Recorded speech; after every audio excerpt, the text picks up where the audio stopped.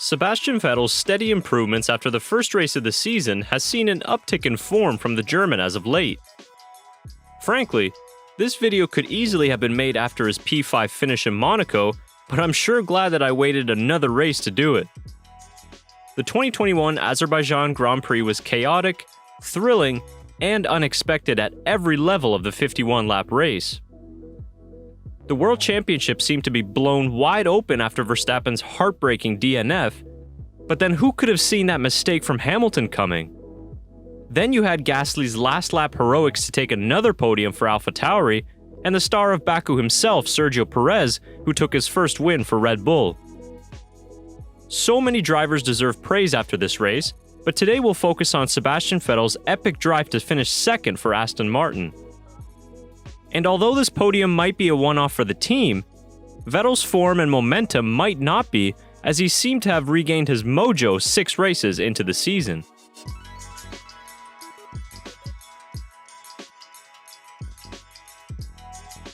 After what was a shaky start to the year, Vettel and Aston Martin kind of faded away from the headlines as their AMR 21 was negatively affected by the new regulations. They lost ground to their rivals at Alpine and McLaren, and found themselves even feeling the pressure from AlphaTauri. But since Imola, Vettel has slowly but surely become more comfortable at Aston, and although the results won't jump out at you, the improvements have definitely paid some dividends. Heading into Baku, the qualifying battle between Stroll and Vettel was 3-2 in the Canadians' favor. In the 3 races in which Vettel was outqualified, the average pace deficit was around 0.3, but that was mainly due to his Bahrain quali lap that was interrupted by double wave yellows. In the races, Stroll again owned a 3-2 advantage heading into Baku, which was helped by a Vettel DNF in Imola. But the German's racing qualifying pace was rapidly getting better as he adapted to the AMR 21, and it led him to a string of 13th place finishes in Portugal and Spain. But his big breakthrough came around the streets of Monte Carlo, where he outqualified Stroll by 0.3, and then managed the race beautifully to overcut the likes of Hamilton and Gasly to finish in 5th. Street circuits sometimes neutralize the advantage of some cars, and the difference can really be made by the drivers. It's why Vettel's Monaco GP result was so encouraging, because in order to be good around Monte Carlo, you need to have 100% confidence in the car to push close to the barriers and maximize the potential of the car. And considering Vettel's struggles in 2020, this was a great sign for him and the team, which set up an almost perfect weekend beside the Caspian Sea.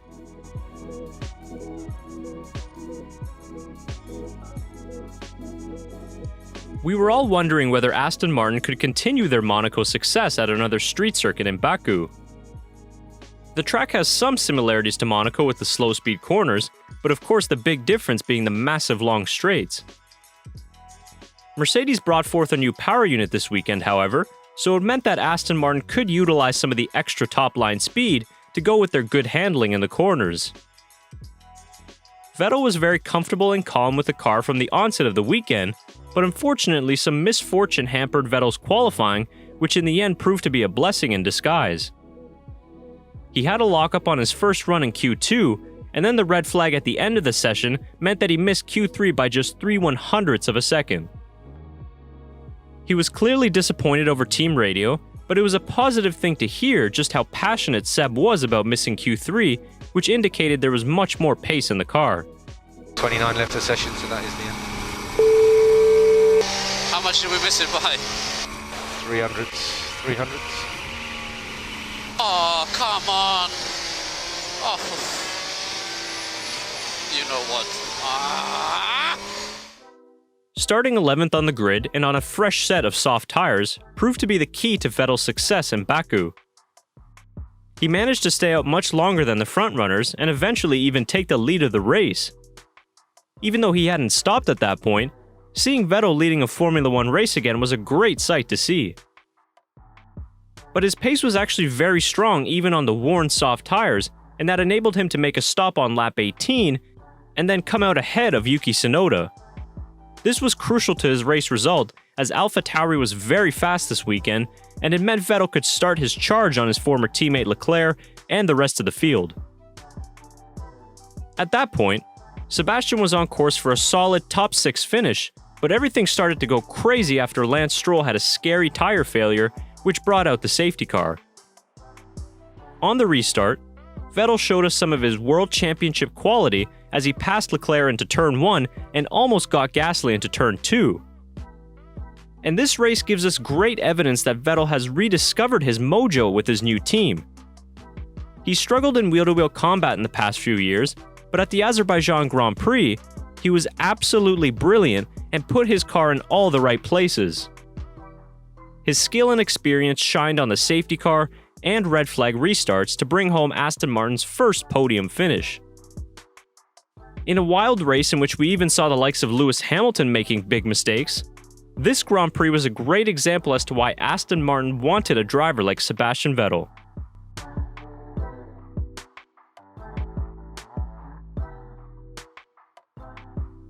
Street circuits are always an outlier in terms of performance. As shown by Mercedes' struggles in Monaco and in Azerbaijan, I don't think Aston Martin will be contending for podiums on a regular basis this year. With that said, it really seems like Monaco started a breakthrough for Vettel in his understanding of how to drive the AMR 21. It more importantly will give him a ton of confidence as we head into the summer after what was a rocky start to this season. We have to keep in mind that with Vettel's testing troubles, he had a lot of catch-up to do in order to learn a brand new car at a brand new team. Much like we're seeing now with the likes of Sergio Perez, the more races these new drivers get under their belt, the more performance they are able to extract from the car. The 2021 Azerbaijan Grand Prix will be a confirmation for Vettel that things are moving in the right direction.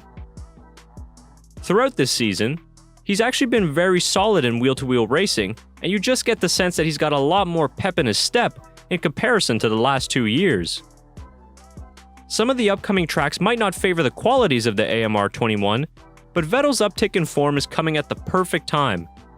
The battle for 5th in the Constructors is super tight between the likes of Alpine, Aston Martin, and AlphaTauri, so every point is crucial.